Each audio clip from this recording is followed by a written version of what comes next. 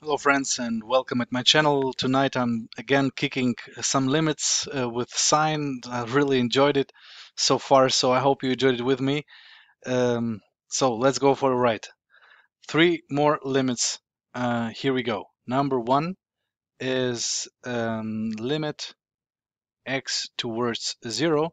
We get arcus sine of x, so the inverse function of a sine, equal divided over x. Okay, what would that be? Well, the trick here is just to change the variables, okay? So we are switching and we are trying to get to something that we're familiar with, sine, maybe. So let's see. So we have y equals to arcus sine of x. So if we apply sine on both hand sides, then we're going to get sine of y equal to arcus sine of arcus sine, so they're canceling, that is x. Now you may ask, well, why are you applying psi? Is it allowed? And so on. Yeah, it is allowed because sine is from minus pi divided by 2 to pi divided by 2 bijective. That means it has a unique inverse function. So I'm doing fine around 0. No problems here. All right? So sine of y is equal to x. First thing. Now, x is running towards 0. What is happening to arcus sine? Well, you see, since sine of x is 0 at 0, that means that arcus sine of 0 is 0 again. So this is what we have here. That means if x is approaching 0, the y value is approaching 0 again. All right, so what do we have here? Knowing all of that information, we know that we have a limit. Instead of x is approaching 0, now y is approaching 0. Arcus sine of x is becoming y, and x is becoming to sine of y. See what's happening now? So we are familiar with the limit y towards 0 of sine of y divided by y, which is giving us 1. So what would be limit y approaching 0 of y divided sine of y? Well, obviously it must be the same. It must be 1 as well. So that means we got 1 here, and that's the first one. Number 2. Now, limit number 2, x approaching 0, arcus tangent of 2x divided by the sine of 3x. Let's see what's going on. So the same approach, we're defining y. Oh, my bad.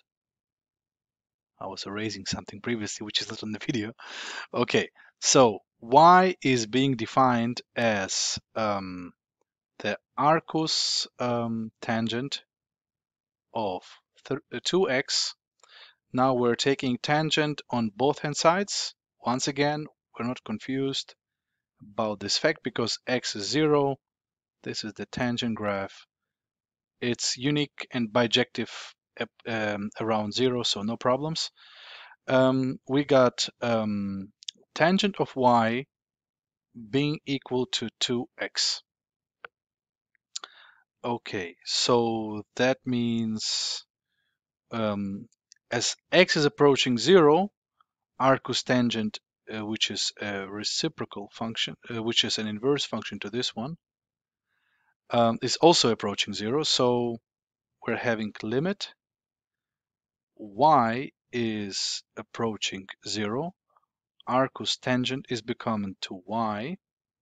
Our sine remains, and well, you see x is basically a half of tangent.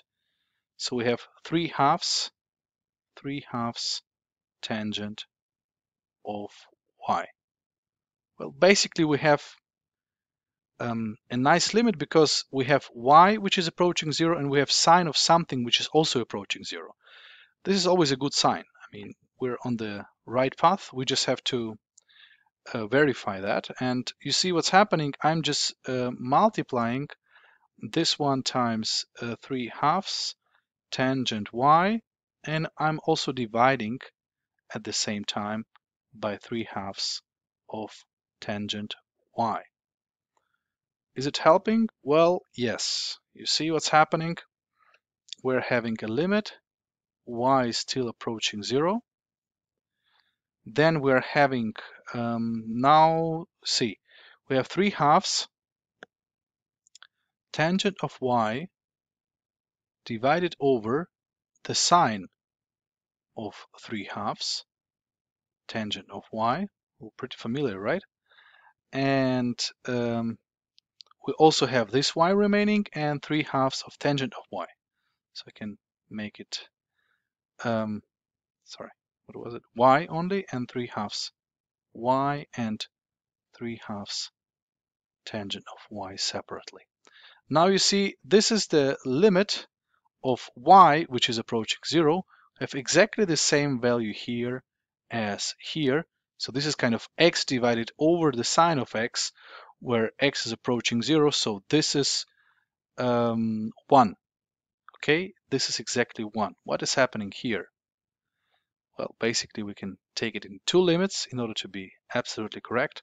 Y approaching 0, we got 3/2 tangent of y divided over sine of 3/2 tangent of y here, times limit y approaching 0, y divided by 3/2, that means times 2/3, and divided by tangent, which is sine of y, divided by the cosine, and I can take cosine right there.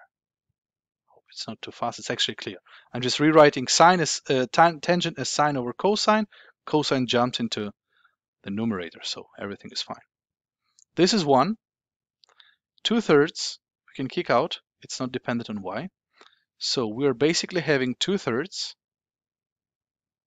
limit y approaching 0 of y divided by sine of y times the cosine of y. Cosine of y is 1. This is 1. We got 2/3. Boom.